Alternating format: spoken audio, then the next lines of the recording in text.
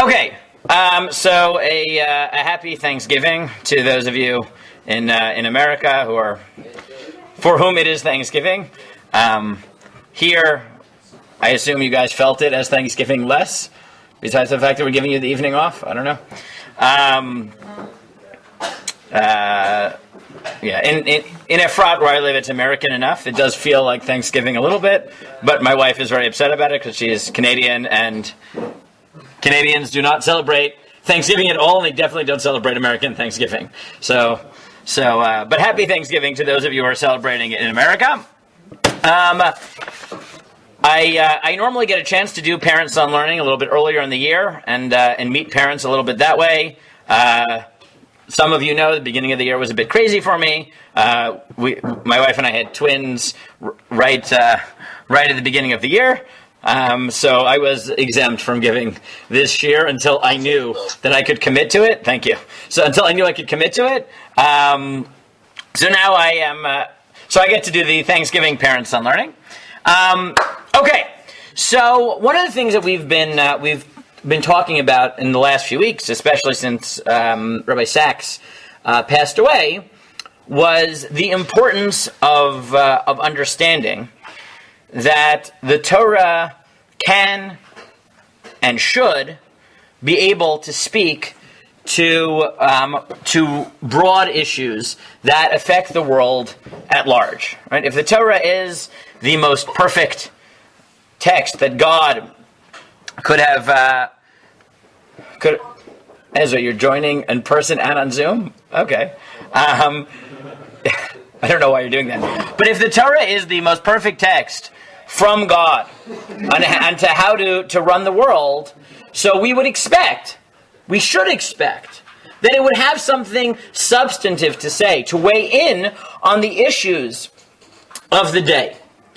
So, despite the fact that this is dangerous, I am following as Adam pointed out to me, an age-old custom that should probably be eliminated, which is discussing politics at Thanksgiving.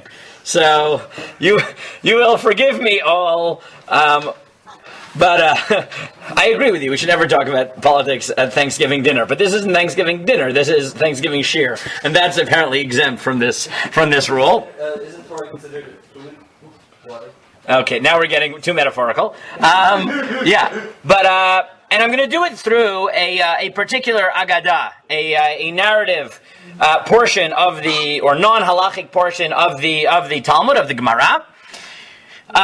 One of the things I've enjoyed most teaching here in my years at Migdal is Agadita, or the non-halachic parts of the Gemara, the philosophical parts, the stories, the biblical exegesis, all the things that appear in the Gemara that are not halacha.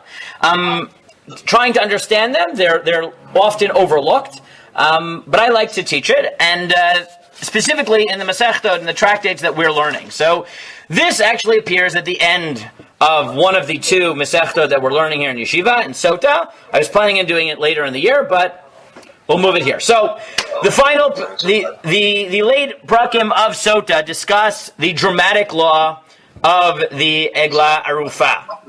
Right, so what is the Egla Arufa? Someone? Yes, Yosef. We find a corpse in the middle of nowhere, but sort of not really. Okay, that's a good description. We find a corpse in the middle of nowhere, but not really. Okay, yeah, between two cities, but not in the inhabited parts of society. Very good. So we find a corpse there, and what happens? We don't know. We don't know what happened. Very good. We don't know what happened, right? It is a.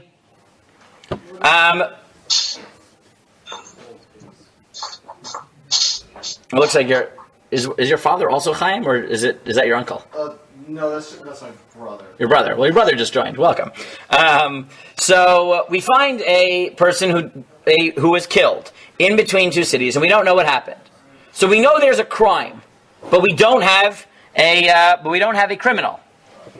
Right? We don't have a criminal. We don't have a particular person we can punish. Right? That's the backdrop. And the Torah tells us the following in Source 1. Okay, I gave you the translation for anyone who wants it. All the main sources appear both in English and Hebrew.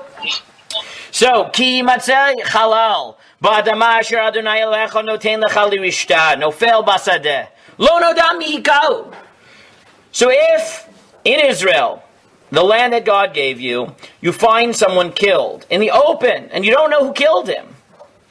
So v'yatzu zikenecha v'shoftecha umadedu el ha'arim asher tzivot halal. So you have this very detailed, dramatic procedure. The sages, the courts, the elders, the rabbis with their long beards, or no beards, or whatever. Look, I'm talking to Rav Lichtenstein. Rav Lichtenstein never had a beard. He just had, very intense sideburns. But the rabbis come and they measure to the closest city.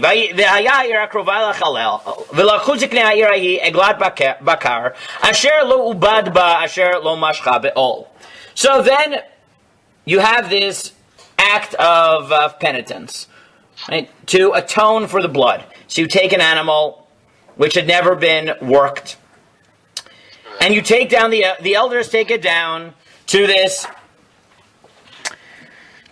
valley, this wadi which has never been worked, and they break its neck from the back. Okay? That's dramatic enough. And all the commentaries try to figure out, why is this the response to murder without a criminal? The Rambam suggests that we do this whole very strange procedure because it'll encourage, everyone will be talking about it. We encourage the gossip, and if everyone is gossiping about what we did, so that might lead to us finding the murderer. Yes? Why does it matter that it's like an unworked town? Good. So you haven't gotten there yet, but the Gemara says that you do it with an animal that never worked, in a field that's never been worked, to symbolically indicate that this person's life was cut short, so now he can no longer produce. He can't produce mitzvot, he can't produce children, and we symbolize that with an animal that's never produced in a field that can't produce. Right? So that's the imagery that Chazal see here. But then it gets weirder. Right? And this is what our starting point is going to be. The elders of the town come, and they put their hands on the Egla Arufa, and what do they say in Pasuk Zayin? V'anu v'amru yadeinu lo shafchu et adam hazeh ve'eineinu lo ra'u. The sages say, we did not murder this person. We did not spill his blood. Now, all of you should have the same question that Chazal had, which is? I don't see a rabbi with a long flowing beard being Jack the Ripper. Yeah, okay, that was a very illustrative way of saying it, but yes, right? Is that if you had to guess who the murderer was, what? Yes, fine. If you had to guess who the murderer was, it was probably not the elders of the city. It was probably not the Rosh of Beitim. Yes, I know. There are places in Tanakh that but fine. Okay, that's the problem that Chazal want to deal with. And it's through the treatment of this strange line that I want to open our discussion. So here's the framing of our discussion. Surprisingly, even though the courts, even though the leaders, the government officials, the political order is not directly responsible for this crime that has no identified perpetrator, the Torah indicates that they have to say that they are innocent, which implies what? Right? That there's an assumption of guilt, that they did something wrong. And here is where Chazal, through the Agadatas, and this is one of those wonderful Agadot, where the Yerushalmi, it does it sometimes, actually tells you that they had a ongoing dispute between the sages of Eretz Yisrael, of Israel, and those in Babylonia. They all sat down and looked at these psukim and said, okay, the political order, the political religious leadership has to say they're not guilty, which means that you might have thought they were guilty. In what way were they guilty? But what question, before we look at the sources, what question what are they really getting at? What is the heart of the issue that they are dealing with? And this is why, against my better judgment, I'm going to talk about politics. Yeah, what are they? Yeah, Jonathan, I can always count on you. Good, yes. The obligations of the leaders to the Okay.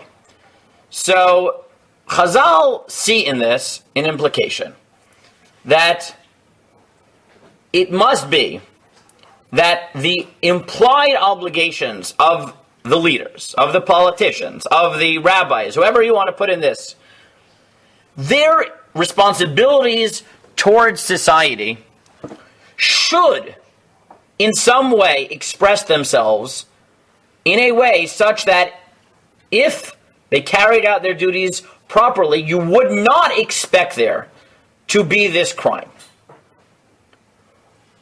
But there are two very different reasons why you might have thought they were responsible. So Yehonatan already picks up on one possibility, which is that where did Chazal see the implied responsibility? Towards who? The community. Or in other words, in this particular case, more narrow. The people in the community. The people Even more narrowly. But yes, what? Yes, the victim. Right? Meaning the victim. Right? That Chazal could look at this and say, there's a crime here. And at some level, if there's a crime and there's a victim, the government, the leaders, have to own up to the fact that they are meant to protect potential victims. Okay? But how do you protect potential victims? How do you protect, yeah. You offer help when they ask for it? So there's two ways of doing that. Right? There's two very different ways of this. And this is where we start to get political. I'm going to make a disclaimer, though, despite the fact we're talking about politics. I don't want to take sides. Okay? I want to show you how the Torah can be brought to bear on political issues. Okay? As we know, in addition to this pandemic that has driven us all crazy for the last... Yeah, I don't even know anymore, right? I don't know. I was emailing with someone, and he's like, normally I would say, I haven't seen you in a year, it feels like just a few days. But it's not true. I haven't seen you in a year, and it feels like decades, right? So however long this has taken, okay? However long we've been in this pandemic nightmare. What? 9 months? Yeah, I'm telling you. It's like, I told you, my mother was called back to work. I never, ever thought the day that I would see the day when after my mother retired from epidemiology, they would call her back to be an emergency epidemiologist. And I'm telling you, literally, for years, every year, New York City has these like mock epidemic drills, which my mother was involved in. And every year my mother would tell me, it didn't go well. Many people died. And I'm like, this is not going to be, like, it was very rare that it was totally successful because it was miscommunication. So I was sort of dreading this. And then, like years of growing up on this, right? What? My God. Well, look, I've been traumatized since my mother worked on the anthrax scares in 2001. Okay, anyways. But besides the pandemic, so with everyone being home and everyone already stressed out. So in the summer, in addition to the medical issues, there was political unrest that exploded in America. Okay? Exploded. Over what people viewed as unjustified killings of, well, it started with one, and then George Floyd, and then it continued, right? And it led to protests and counter-protests and violent protests and crackdowns by the police. And suddenly there was a conversation going on in society about, okay, if there's crime, right, and there is wrongdoing by the government officials, by people in society, right, we need to figure out, obviously everyone shares a little bit of the blame. Right? No one's perfect in this story. But what's the best way to tackle a situation like that? So there were some people who said, the best way to deal with it is, if there's crime in society, what do? Kill them all. Crack down on society, be stricter. Right? If there's crime, the only solution is to be even stricter. Right? And then there was a counter movement that said, Defund the police. Defund the police. And what did they, right? And what was the svara? Again, I'm not taking sides. I want to describe, right? Defund the police. So what did at least some of the people who wanted to defund the police say they wanted to do? Overthrow the United States government. Okay, there were the anarchists. Very good. Yes. This is why it's dangerous to talk politics. And then there were the people who said, that's not what we mean. We don't mean totally defund the police. What do we mean? Just use their funds to help the community so people won't... Correct. One way of stopping crime is by cracking down on crime directly. The other way is by redirecting funds in such a way that you don't create criminals or you protect the vulnerable, which are two different things. Right? And this was the conversation that was happening. It was very heated, right? But this sugya actually gives you a little bit of an insight into what Chazal are thinking. Because here you have a crime. You have murder. Right? And no one can really put their finger on who did it and what the direct cause was because there's no known criminal. If there's a known criminal, then who is fundamentally responsible? The criminal. But when there isn't a criminal, it forces society to take a broader picture because you can't blame it on any particular individual.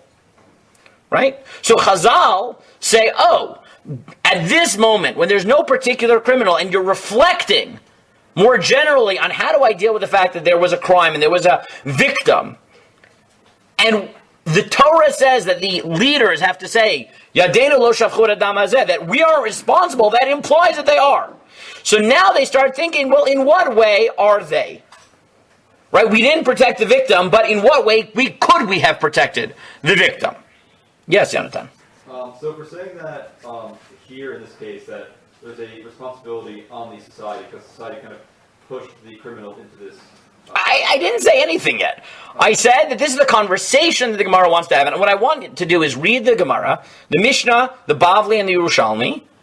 And I want you to see how the Gemara is presenting two and then we'll see with Rashi, three very different ways of thinking about the way in which society is responsible to protect people from crime. But if you would say that... Okay, if I would say, I have not said anything yet, okay, yes. If you would say... Don't pin anything on me, okay? By the end of this, I don't want anyone angry at me, or I have two options. Either by the end, no one should be angry at me because I fairly present all positions, or everyone is angry at me because I fairly present the positions and you think I shouldn't be fair to the other side.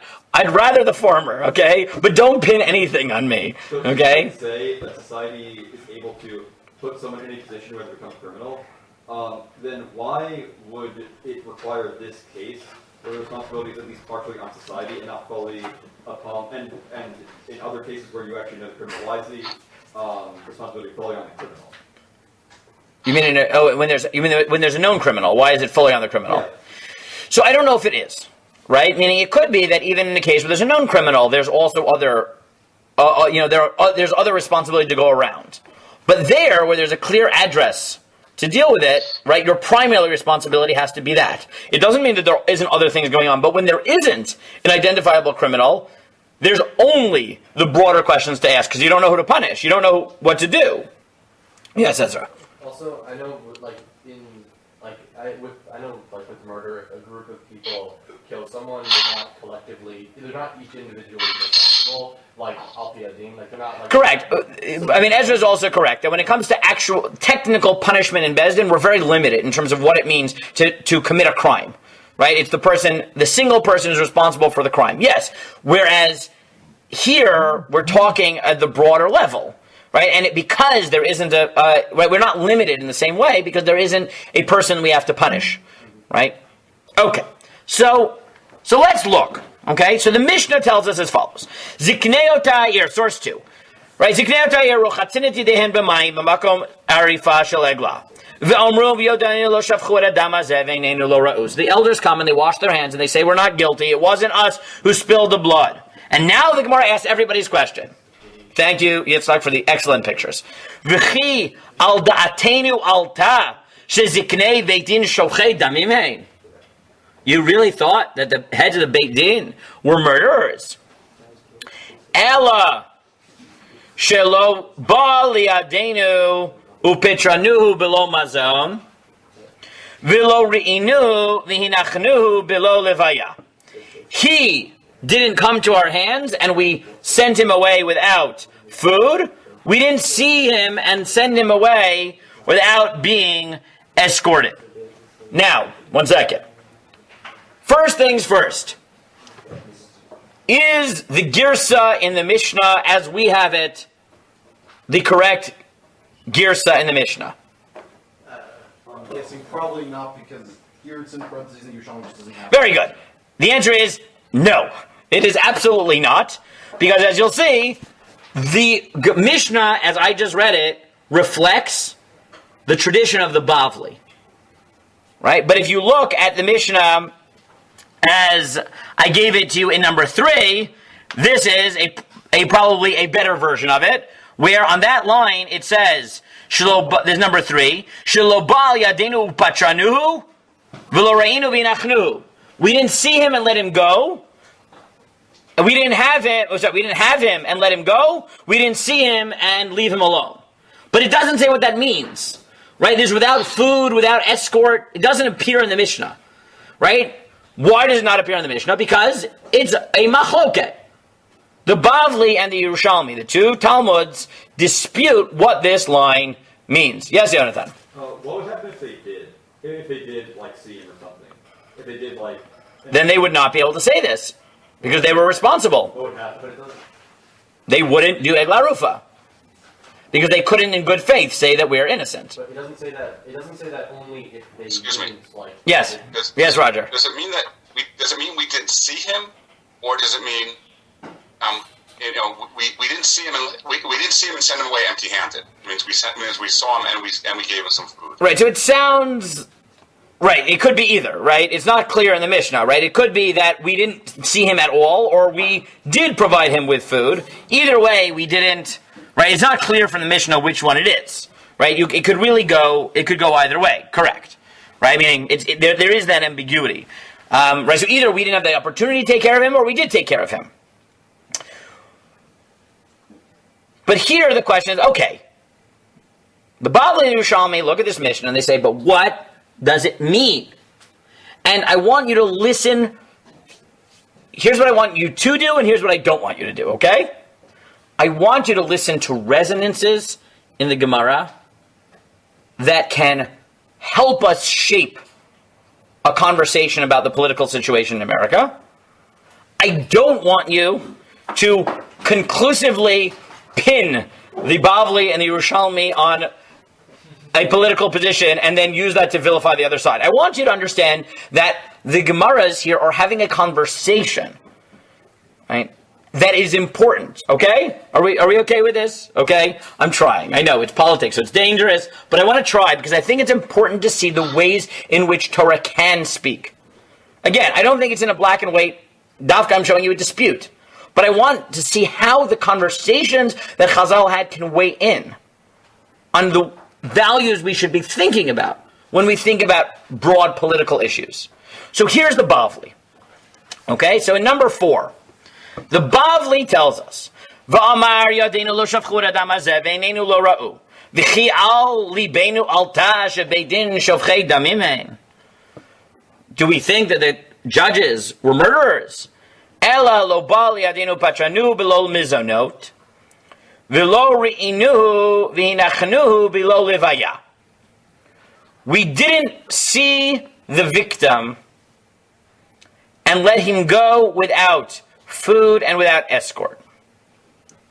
And from here, Rabbi Meir jumps off and says, Tanya Rabbi Meir Omer kofin lilevaya. If someone is in a city and he's leaving, we coerce you.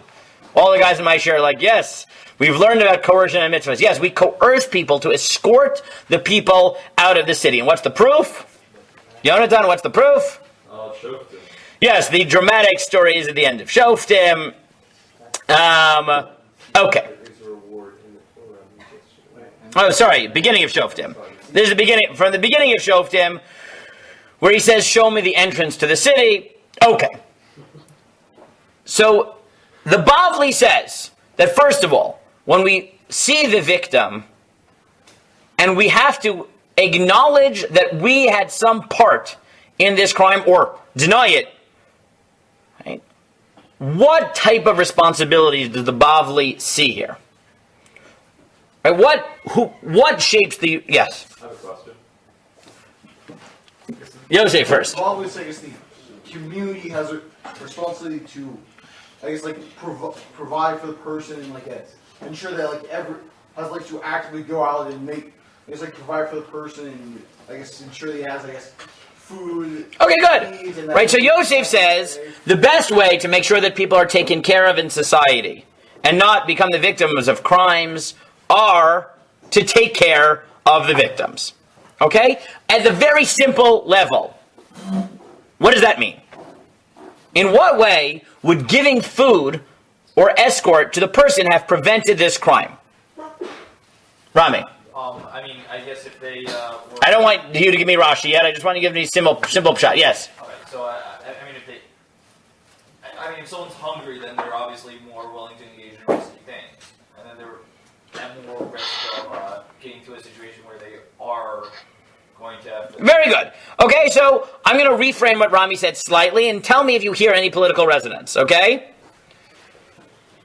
If we don't take care of the poor and give them enough food, then they will have no choice but to engage in risky activity.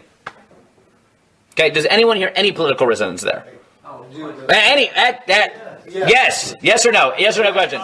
What? What? So give me an example of that type of argument in the last few months in politics. Give me an example. I'm not going to assume that anyone's taking a side. I want you to think about it. Yaakov. Instead of spending so much money on the police, we should put that money into better schools, infrastructure, and healthcare, so the poor people of the inner city community aren't so desperate and don't resort to crime as less. Okay, no, you're getting to Rashi. I knew you were going there. No, hold it. Yaakov's Rashi. I'm going to come back to you. Don't give me Rashi yet. You're doing Rashi. Very fancy. It's Rashi, but wait. Give me not Rashi. Yes, Yaakov. Yes, Joseph. Honestly, I'm not sure how much because the one hand you were showing you saying... No. No, answer my question. Don't jump ahead.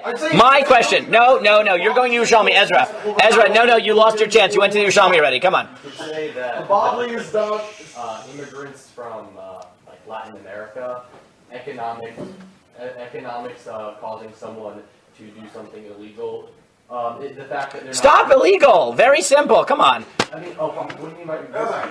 Yes, Yotam. If you are poor, then you're more likely to commit crimes. No. God, all of you are jumping to Rashi. You are all so shaped by the last few months. My God. No. Okay, very simple. Okay? Let me give you an example in modern politics, not from the crime case. Okay? Right. Easy. We should be providing a better social welfare net so that the poor hairdressers don't have to risk their lives and risk corona by going out and being hairdressers even in the middle of a pandemic. Okay? Right? Have you heard this before? Right? You've heard this. Okay, I'm not telling you whether you agree or not agree. Right? But there is this argument that if you want to protect potential victims from anything, not just from crimes, right? From anything, what you should do is make sure that they don't have to risk their lives to survive. Right? Let's give an example from crime, okay? This is not one that's particularly been in the news recently, but let me give you a theoretical of what this might look like, okay? And Yotam, you'll tell me if this is true to what you said, but I think it would be, right? If you don't give people a living wage, they're going to have to take extra long shifts, which might mean that they'll have to take the subway late at night when no one else is on the subway, when it's less safe, and then they might get hurt. Okay, something like that. More or less, I don't know, right? Or if you don't give people food to eat, right, and the only way they can get it is by going to work and they have no car and it's freezing outside, I don't know, come up with something, right? Or they have to work in dangerous neighborhoods, right? We all know that we are willing to take more risks when we're desperate. So in the Gemara's case, if the guy had had a good meal in the old city, or someone had walked him from that city to the next city, right? he would not have been running, starving at night from one city to the next, which, right, maybe not being careful enough on which roads he took, and he wouldn't have gotten killed. Okay? Can we agree that that is a plausible construal of the argument that the Gemara is making? Okay, now everyone is like exploding on me already. Yes, okay. Go. I was saying, it's, the obviously you're both saying you give him food and you also do protection. So it's not. So Correct. You take care of him in two ways. One is you provide him with food, the other is you protect him. Right? So yes, in the model discord, it might be, don't make them desperate such that they engage in dangerous activity. Or, right, if they're going to, right, so make a law that if your worker is there past midnight or past 11, you have to pay for a cab and get home if you live in a high crime area where public transportation is dangerous. I don't know. Come up with something like that. Right? I don't know. Okay? include the escort. Like it's not just. Yes. Okay. Fine. That is, I think, a plausible read of the Bavli. I was going to go to the Yerushalmi, but everyone's exploding on me already with Rashi. Rashi had a very different understanding of the Bavli. Yaakov, where'd Yaakov go? He's blocked by Ezra's elbow. Okay, Yaakov, you are a Rashi Jew. And if you don't hear political resonance in Rashi, then you have not been listening to the news. I'm not saying you have to identify with this, but you definitely haven't been listening. So good, Yaakov, why don't you tell me what Rashi says? How does Rashi understand the Bavli? Say it again. You said it correctly before, but tell me, how does Rashi understand the Bavli? If people don't have food and other essentials in life, they will resort to crime And then what will happen to them? and well, then they'll become criminals. Yeah, but you're missing a step. And then they'll die. And then they'll get hurt. Right? This is, okay, I'm going to read Rashi, and I want, by show of hands, how many people, after I read Rashi, hear some political debates going on, okay? Raise your hand, that's all. Rashi. Lo ba liadenu petrenu. What does it mean? Number 6. B'gemara mifaresh. Below mizonot. V'hainu lo yadenu lo shavchu. We didn't not give him food. Lo neherag al yadenu, which means he wasn't killed by us. Meaning, shepatranu below mizonot. We didn't let the victim go without food. V'hutzrach lilastem min abriot, which led to him trying to steal food. V'al kach neherag, and that's how he was killed. Now, I'm going to reread Rashi. I'm not going to read it. I'm going to paraphrase Rashi, and then I want you to raise your hands if you've heard someone say this argument. Yeah, Les Mis. 1 second. Yes, Les Mis. Very good, Les Mis. But let me read Rashi. I'm not going to quote Les Mis yet, but let me paraphrase Rashi. If somebody is forced into petty crime out of desperation, and that puts him in a situation in which he gets killed from violent crime, that's society's fault for putting that person in that situation of desperation. Now, for Rashi, the victim here is a criminal. Are we agreed on this? For Rashi, this is what he's saying. The person killed was not someone who was starving and therefore was leaving the city and just didn't get on the right road, or took the subway late at night when no one was there because he had nowhere to eat and he was cold. And that's not it. The victim for Rashi is someone who society didn't take care of, and he needed food, so he was walking aimlessly looking for food. He saw somebody who had food, and he went to rob him just to survive. And what did the victim of the victim do? Kill him in self-defense. Right? He killed him in self-defense. And the court comes and says, if that happens, whose fault is that? Society's. Why? Because by not taking care of the poor, we drove them to desperate petty crime, right? Or like low-level offenses, which forced them into a society which is more dangerous, and they got killed. Now, before you ask me questions, raise your hand if in the last few months you've heard people say, it may be true that X, Y, and Z was a criminal. It may be true that they committed crimes, but the situation they got into was because they were desperate, and the violence or their death, right? Even though they did commit crimes, the violence that they ended up facing, that when they met their death, was uncalled for, right? I know I've heard people say this, right? Meaning, if you think about some of the debates happening in America, people said, right? Why are you yelling at the police for the murder of George Floyd? He was a criminal. And what's the response? And again, I'm not taking sides, but I want to get into their heads. What's the response? He wasn't.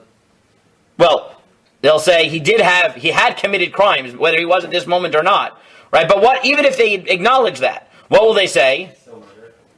It's still murder, and Society forced them. yeah, meaning, right? Yeah, but what you should be doing is not just saying, well, he committed some crimes. You should be asking the question, why did he get into this situation of these crimes that created a situation in which the police expected him to be violent? Right? I mean, even if you think that the person, right, even if you think that the police didn't mean to kill him, why do you create a situation where certain minority populations end up doing more crime, which creates a cycle where the police fear them, which means that they use violence against them, right? You've heard arguments like this, right, of variant forms, right? Rashi is making some sort of argument like that, right? That even if the person who gets killed is a criminal, meaning they violate low-level crimes, if the reason they do that is because they were desperate, then when society reacts with violence against them, even though they were breaking the law, society is responsible for creating the backdrop of desperation. Right? That is how Rashi reads the sugya. Yes? Are we agreed? That's how Rashi reads the sugya. Right? And I gave you, Rashi says it in several places. Let me just read the next two sources. Give me 1 minute. Rashi in number 7 says the same thing in Lamed Chet. Klomar lemizonot hutzrach v'lo hayalo v'ra echad nosei bin zonot uva lechodfam mimenu la'ones ra'avon v'amad ze'alav v'harago. He was starving to death. He saw somebody with food. He grabbed it and the guy killed him in self-defense. Right? Tosed Yantif. V'hutzrach l'lastem min abriot l'kach ne'arak. Very simple. We didn't give him food. He had no choice but to steal. That's what led him into the situation where he got killed. Right? That's Rashi and Tosfot Yom Tov. Okay. I want to make sure we get to the Yerushalmi, so very quickly.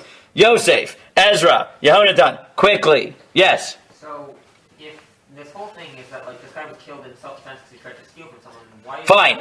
Unjust. It was, my guess is that it wasn't really self-defense. The guy wasn't trying to kill him, so you can't kill him in response. Right? Meaning, self-defense, meaning he was being stolen from, but his life wasn't in danger. Right? Therefore, he's not allowed to kill, and therefore it's still murder. Right? I assume that's how we'll view it.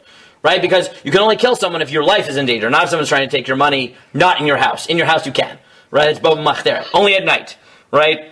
Very complicated. Fine. Ezra. It seems like this is food, which I feel like extrapolating to other, like, economics beyond food is not necessary. Okay, good. So Ezra points out, and this is what I said before, don't try to directly map our Gemara onto modern politics. Because you could say that's just food. Someone's literally starving in the street, right, and you need a Robin Hood. So yeah, that's a situation where, like, you're responsible for the violence that happens against them. Fine, right? But if they have food and they just, feel disenfranchised, or they don't feel like they're high enough on the total bowl, or they have food but they feel like there's unfair wealth inequality, right? Then that's not what the Gemara is talking about. You're right, Ezra. Meaning, you could look at the Gemara and say, it's true that the Gemara thinks that if people commit crime out of desperation, at some level that's society's fault. But maybe that's only when they're so desperate they're starving to death. But society isn't responsible to deal with wealth inequality. You're right. You could look at the Gemara and say this, right? Like I said, I don't think that you can look at our Gemara and easily map it directly onto the modern debate and say, Rashi Paskins like the whatever, right? Like by Black Lives Matter. That's not how things work, right? But so before I see the Yerushalmi, let me ask you the question, okay? Again, by show of hands. How many people think that even if we don't make audacious claims, that you can easily map the Gemara, Rashi, Yerushalmi onto specific political views? How many people think that at least reading this sugya and thinking about the questions it's dealing with will help us shape our thoughts about what's going on in society with a little bit of Torah insight? How many people think that even without the ambitious goal of poskening the modern political debates, reading this with an eye towards political debates will at least give us some Torah insights to help us shape our own views? How many people think that? Only Ezra. I have 1.5 views. Now I feel like I failed. Right? Okay. What? I feel like this backs onto both. Probably. Okay. So that is a yes or a no? I'm saying it doesn't fit with either, so it wasn't really. It's like you're saying. I don't want it to map on. I'm saying, will it help provide language for the conversation? Yes. Okay. That's my modest claim. Before we say anything, I want to see the Yerushalmi. Let me get the Yerushalmi out. Yonatan. Come on. I want at least I need to read the Yerushalmi. What? It's a very quick question. Okay. How does Rashi deal with the escort? Like, what does he say the escort is there for? The whole idea is to not... If he was, if he had been escorted, right, so then it wouldn't have happened, right? If he was with someone, so then the person wouldn't have killed him, right? Because, I don't know, right? When there's two people... The escort is like for society protection rather than like a person's protection. Yeah, or both, right? I mean, you could take it in different directions. No, I'm going to read the Yerushalmi. What? What's your response to it? Yes, Ezra. It's not talking about the same case. You're not going to let me get the Yerushalmi. There's a possible case that someone just like... Yes! And then there's a different case in which he was forced to crime. Okay. The Yerushalmi, though, has a different perspective. The Yerushalmi says, Rabbanan dehacha patrein krai bahoreg. They say that the rabbis here in Israel interpret this pasuk with regards to the murderer. Rabbanan de taman patrein krai b'neherag. And in Bavel, they think it's talking about the victim. So we already saw the Bavli. But the Yerushalmi says, Rabbanan dehacha. How do the rabbis in Eretz Yisrael understand this Gemara? Patrein krai bahoreg. Shlo ba al yadenu patranu velo haragnu. Velo reinu vinachnu vim amnu al dino. We didn't see the potential criminal and crack down hard enough. Right? This is what Yerushalmi says. If we saw someone who looked like he was, right, if there was a murderer and we didn't punish him, then if he goes out and kills again, it's our fault. Right? The solution to crime in society is better enforcement of the law. And therefore, if someone gets killed, it's because, and that murderer had been let free, that criminal we had not exacted justice against him, that's our fault. That's on us. Right? We didn't see him, we didn't, right, hold back. We didn't stutter in judgment. Right?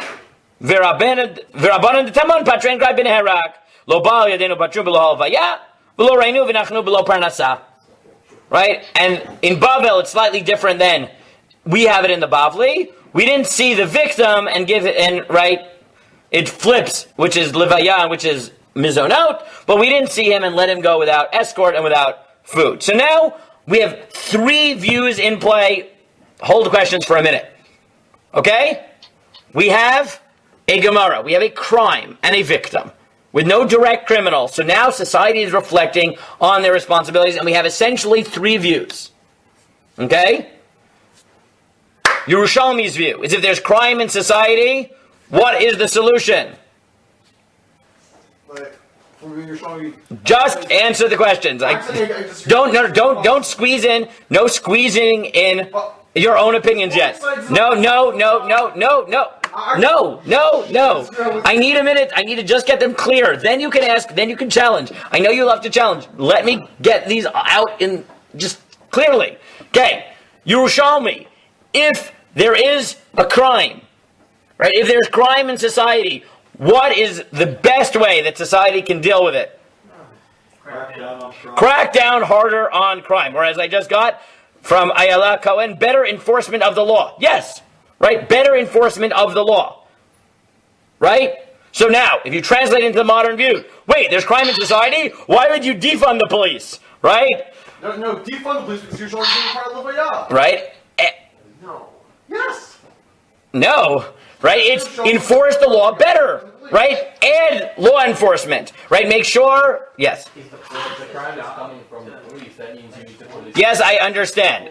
Yes. Then you have, right?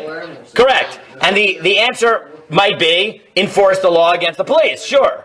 Right? If the crimes are coming from the police, then enforce the law against the police. But according to Yerushalmi, our first inclination is if there's a problem in society with crime, the best way to solve it is through, right? Is through better enforcement of the law, right? This is, for example, the theory of, this is how, right? This was the theory that Giuliani carried out when he was mayor of New York, right? The broken windows theory, right? Is if there's crime in society, the best way to prevent big crime is to stop all crime, even little crime, right? Because if you stop little crime, right, and you make sure that there's a rule of law in society, then people won't get hurt.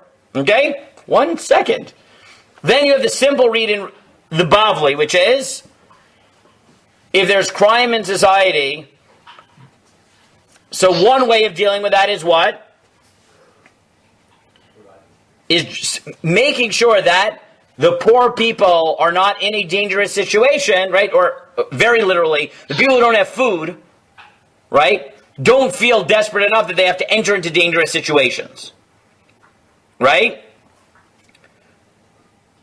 And then there's Rashi's twist on the Bavli, which is society should make sure that people don't basically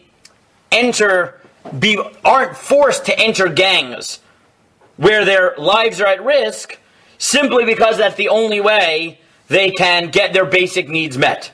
Right?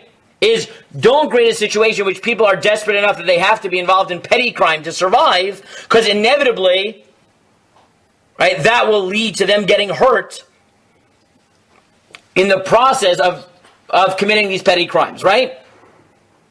Now, Ezra is correct that the Gemara is actually very limited. The Gemara tells us specifically if someone's starving to death. So, would the exact same thing be true if the claim in society wasn't the poor don't have food, but there's wealth inequality, or they don't have, enough money, or they feel disenfranchised, or the system is against them, or all the things that you hear in conversation? Maybe yes, maybe no. Right? We don't know. Right? The Gemara is limited. But I think it's at least productive to notice, right, that according to the Bavli, at the extremes at least, one way of taking care of victims is by making sure that they're not desperate and don't put themselves in dangerous situations. We can have a frank discussion about how much are we expected to give them to make them not desperate. Is it only food, and then after that they can make whatever decision they want? Or is it enough for food and shelter, right? Or food and whatever. We can have that conversation, right? But the Bavli is definitely framing this discussion as, what can you do to make sure that victims aren't desperate so that they don't end up in dangerous situations? The Yerushalmi is saying, if there's crime in society, again, maybe this is only murder, right? Maybe this is only at the extremes, fine. But the Yerushalmi is providing a model in which when there's problems in society, the right way to deal with this is to crack down on crime. And Rashi presents an interesting, different model, which is, if society creates a situation in which people, by desperation, are forced to enter into petty crime, the violence that ends up happening against them is society's fault, even though they are acknowledged criminals. Right? Rashi is quite radical. Rashi says that even if someone is admittedly a criminal, they violated some laws, if they were forced into that crime by desperation, and then they get hurt, not proportionate to the crime that they committed, That's society's problem, not theirs. Right? That's Rashi. Okay, and again, 100 qualifiers. Maybe that's only desperation for food, right? Would it apply in modern society? Is it the same when? Wealth equality, right? What, inequality. What happens, as Ezra said, when the police are part of the problem? How does this change the calculus here, right? Or, as Yosef keeps saying, do you look at Livaya as maybe part of the police system, right? Maybe we're looking at this wrong. Maybe Livaya is saying, right, maybe what you should look at it is, the Yerushalmi is saying you should enforce laws. And the Bavli is saying is you should make sure that they have, they have more police patrols, right? Maybe that's what Livaya means, right? That the right way is not to enforce laws, but it is to make sure that, right, that there's more protection in society, not by providing for their needs, but providing literal protection. You're right, Yosef. So maybe Livaya is yet another angle here, right? That what we should say is, well, if people are getting hurt, we should increase police patrols. Maybe, right? I don't want to, right now, say, the Bavli says this Shita is right. All right? Is this, right? I don't want to say, oh, Rashi is a Democrat and the Yerushalmi is a Republican, and right? Yeah, I don't want to say that, right? What I want to show is simply, and then I'll take questions because I don't know if we're going to get much farther than this, right? Is that the Gemara here tells you that when there's a crime in society, the leaders take a moment to reflect, and it provides different models. Again, it may be extremes, but it provides a model that says one of the ways that we think about our responsibilities to lower crime is by enforcing the law. One is by making sure that people are taken care of and therefore don't end up in dangerous situations. And another model from Rashi is to make sure that, is to recognize that even when people are engaged in petty crime, society has to recognize that there's a backstory and not just say, well, that person's a criminal, what do you want from my life? Rashi's answer is, well, why did they get there? You have to at least ask that question. You are responsible for asking, why did people end up as criminals? That may not exonerate them, but it doesn't exonerate society either, right? And if anyone has been listening to politics over the last few months, you realize the fact that all these voices appear in the Bavli, Yerushalmi, Rashi, like we haven't even gotten fancy, right? Just Bavli, Yerushalmi, Rashi tells you that we could have a productive conversation and we could realize that all these voices have their place. We have to do all the work that Ezra is doing and Yosef is doing, which is, okay, but what exactly is it telling us? And is our case exactly the same? And what if it's not murder? And what if police are part of the problem? Or what if the question is whether police are part of the problem? And what exactly is Livaya? Does that mean protection? Does that mean, right? Is that also part of the legal system? Is protecting them, right? Or is that just being nice? What does that mean? Yes, that's all the right work, right? But the first step is to realize that you can have a complex conversation in which you recognize that each factor has some truth to it and should be brought to the table, right? That's the first step towards civil discourse. And to recognize that just looking at Gemara, Bavli, Yerushalmi, Rashi, we have been able to have this conversation. Yes, you're all Migdal guys. You're all smart and can draw distinctions and can tell me why this doesn't map on. I didn't say it did, right? But the fact that by reading this Gemara, it forced you to say, well, what does the Torah think? And does it speak to our situation? That question that you implicitly ask yourself, Ezra, right? That's the point of this shir. It's not to give you an answer. It's to tell you that if you read these sources with an eye toward the bigger questions, by learning Torah, it will force you to think more nuanced, with a Torah perspective about issues, right? I think you could plausibly come to different conclusions about what this tells us. But the fact that these texts should be brought into conversation and should help us have a nuanced perspective, I think that's a given. Okay, let me try to at least get through the Malbim.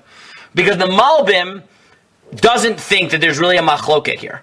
Right? The Malbim says, B'lashon HaKodesh Hu Shalom B'sota min v'anu alavim v'amru yadeinu lo shavchu perish shelo ainu groma l'retzach hazeh Lo al yidei shenatnu mazon larotzeach, v'yidei kach haya muchrach laharog et hanirtzach, lashok et lachmo, l'malei nafsho kirav, v'lo al yidei shelo natnu levaya lahanirtzach, shelo yelech yechidi b'makom sakana. He says all of them are true, right? We didn't, right? He has a slight twist on it. He says, we didn't, the murderer was starving. We didn't create violent crime by creating a class of people who were desperate enough to kill, and we weren't derelict in our responsibilities to protect the victims, right? So the Malbim splits the difference. He says, the Bavli and the Yerushalmi say, the focus is the murderer or the murdered, and the Malbim says, no. We say, we neither were responsible for creating the desperation that created the crime, nor were we derelict in protecting the victim. Right? So the Malbim integrates them. Right? It's not identical to Bavli or the Yerushalmi. It seems like pure Bavli. No. Yeah. He's just talking about giving Muslim, giving Levaya. Yes, but... And not even focusing on the Yerushalmi, identifying with the Neharag. Okay, the Yerushalmi, according to the Yerushalmi, the Bavli thinks both phrases are about the victim. Yes. If you understand the Bavli the way the Yerushalmi did, then the Malbim is rejecting half the Bavli. Yeah. Because the Bavli thinks both the Livaya and Mizonot are about the victim, and the Malbim says half this phrase is about the victim, half of it is about the criminal, a full meditation on our responsibilities towards society and why crime is happening needs to both take into account what society is doing that creates crime and what it does to protect the victims. That's the Malbim. Now, Yosef is correct that if you wanted to, you could get fancy and say that the Yerushalmi misunderstood the Bavli.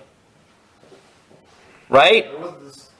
And that the Yerushalmi, or misunderstood the Bavli. That the Bavli is not the position reflected in the name of the Chachmei Bavel by the Yerushalmi.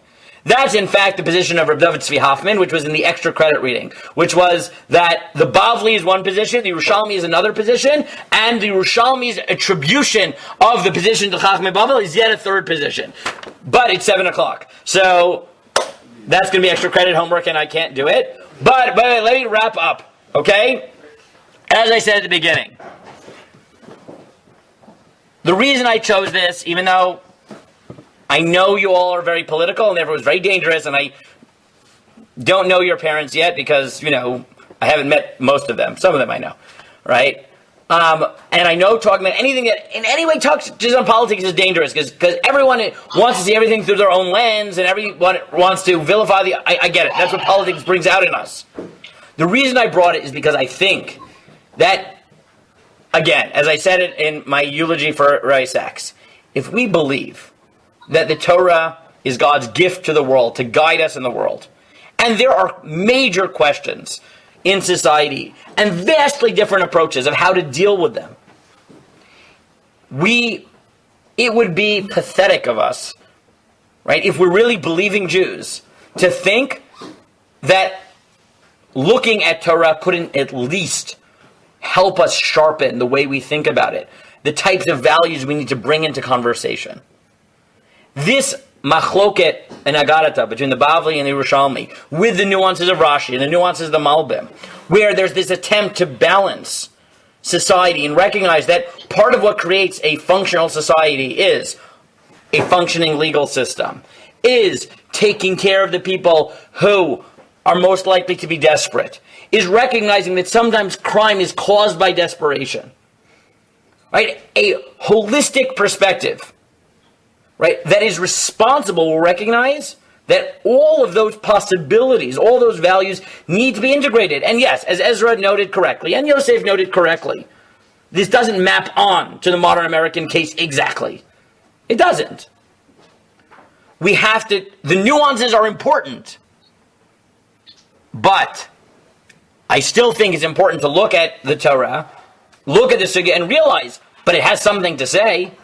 It has a way, and in the end of the day, yes, everyone here got upset. No, you could understand it differently, And this is how I'll end. In politics, Often we don't do that. We look at the other side and say, you're just wrong. I'm right, you're wrong. There's only one way of looking at it. Suddenly we're talking about a sugya, and what are we all willing to do? Well, you could look at it this way, and you look at it that way, and I sort of hear what you're saying. There's a little bit of a nuance here. Maybe it's different, right? If we could look at the sugya, and that would encourage us to have the same nuance when we learn Torah as when we talk about politics, our political discourse would be a lot more substantive, a lot more civil, a lot more values-oriented, because we'd be willing, just like we are in a sugya, to say, here's one perspective. Right? Think about what the Yerushalmi does. The Yerushalmi says, we learn it one way, Bava learns it the other way. These are two ways of looking at what's happening in our responsibilities towards society. If we can bring a little bit of the nuance the Torah brings out of us into the questions that are plaguing society, then hopefully we'll have a better conversation. The Torah will inspire us to improve the world in a more thought out way, and not with the knee-jerk reaction that often comes when we're thinking about politics. Seeing it through the lens of Torah gives us that opportunity to integrate values in a nuanced way, in a complex way that sees different perspectives. Okay? So yes, after this year, I know, as soon as I turn off the recorder in the Zoom, 100 people are going to yell at me and tell me, but you could have had this nuance and that nuance and this nuance, and Bavli is different than Yerushalmi, and Reb David Tzvi Hoffman, this. Yes, 100%, you're all right. Right? My point was not to come to conclusions, it was to show you how looking at texts can speak to these values and help us have a values-driven, nuanced conversation. To remind ourselves of the conviction that God has something meaningful to say about the questions that are important in the world. Right? That's something I think we should believe, and sometimes we need a little bit of reminding. Okay? So I hope, despite the fact that I brought politics up on Thanksgiving, you'll forgive me. And hopefully everyone yelled at me and they got it out of their system here, and you're not going to Thanksgiving dinner, so you can yell at me and I can handle it. Okay? So it's a little bit more civil than that. At this point, I will turn it off. Hopefully I'll get to meet some of our wonderful parents in person. We are proud of all your sons.